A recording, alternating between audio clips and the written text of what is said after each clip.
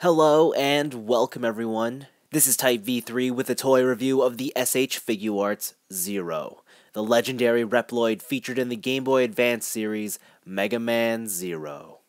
Having produced many great figures from the Mega Man franchise in recent years, it's no surprise that Bandai's latest effort, Zero, makes for an awesome representation of the video game character. Zero is clearly based off of the official artwork designs as opposed to the 32-bit sprite, and using that as a basis, there's not much this figure does wrong. General sculpting is on the mark, including that wild hair, and there's no missing details. Joints have been implemented smoothly, not causing major visual detractors or breaking up the silhouette.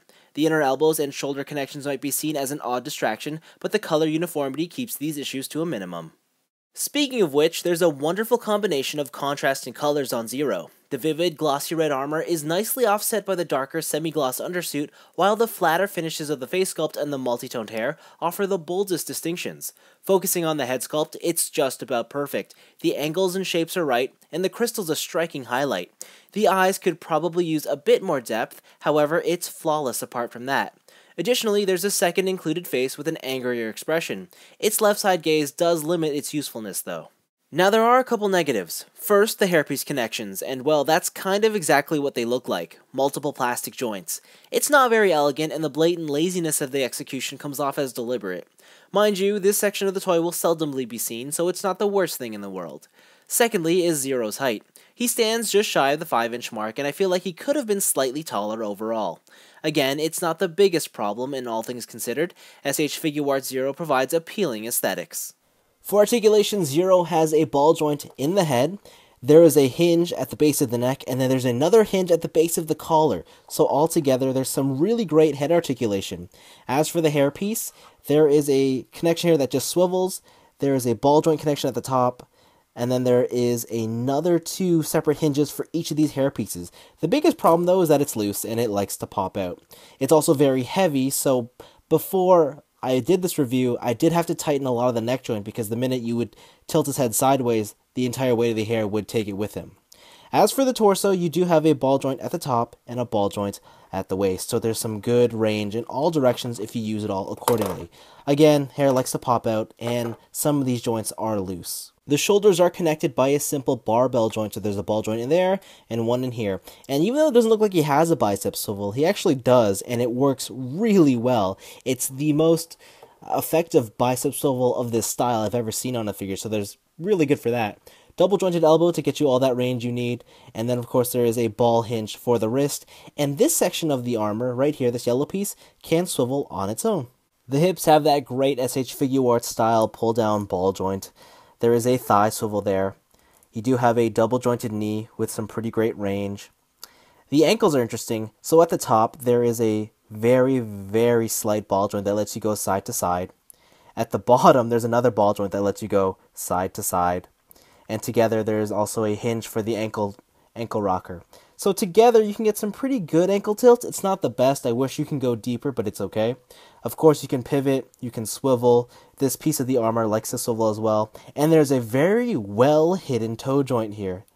So, of course, it doesn't do that much, but it's still nice and effective. There's a lot to like about Zero's articulation, especially considering there's so much of it. Conversely, that's also the figure's main obstacle. With all the moving parts, things tend to get finicky. Also, the toy suffers from some loose joints. Still, Zero can pull off almost any pose you'd want with ease. Zero includes a healthy amount of accessories that cover his initial video game appearance. Fists and open palms serve as the main options for display hands. From here, there's trigger finger hands and gripping hands, which are both meant to be used with Zero's weapons. We'll start with the former and focus on the trigger finger hands. These are solely for use with the Buster Shot. This small pistol is accurate to the source material and looks great. Next up are the pair of gripping hands. Their first use is with the Z-saber. It's a simple design, and I love the clear green blade piece. For even greater accuracy, you can remove the fake saber hilts from the figure's legs, although personally, I leave them in because they're quite a hassle to withdraw. The other option you can use the gripping hands for is the triple rod. It's a fun weapon that offers more diversity to Zero's arsenal. Last is the shield boomerang. Interestingly, it comes with a replaceable wrist piece that has a peg molded onto it. With this, you can securely equip Zero with the shield. My only complaint with the shield is that I feel the white centerpiece should have been done in frosted clear plastic. Otherwise, it's another good accessory. With almost a 30-year-long history, the Mega Man franchise has delivered multiple iterations that has given rise to a huge diversity of fans, each calling out a different series as their Mega Man. Mega Man Zero is my Mega Man, and as a huge fan, this SH Figuarts release offers almost everything I could have wanted in a Zero toy. It looks beautiful, can replicate the character's signature poses, and includes all the major weapons from the first game. However, as a figure collector, I found some notable negatives to the experience. Yes, as a whole, the presentation is great, but there is no getting around that awful-looking hair connection. The articulation is plentiful, yet the finickiness and some loose joint tolerances can spoil the enjoyment. As for accessories, what's here is fine, though the inclusion of a cyber elf would have truly completed the package. In spite of these flaws, the SH Figuarts Mega Man 00 still results in one of the best standalone Mega Man figure releases. This is a must-have for fans of the series, as well as for those who just like simple and well-executed toys. Zero won't blow your mind, yet he's guaranteed to offer plenty of fun. But that's all for me. Thanks for watching, and I'm crossing my fingers that the Mega Man Zero series isn't just a one-off from Bandai, because both CL and Copy X are characters I'd like to see get the Figuarts treatment next.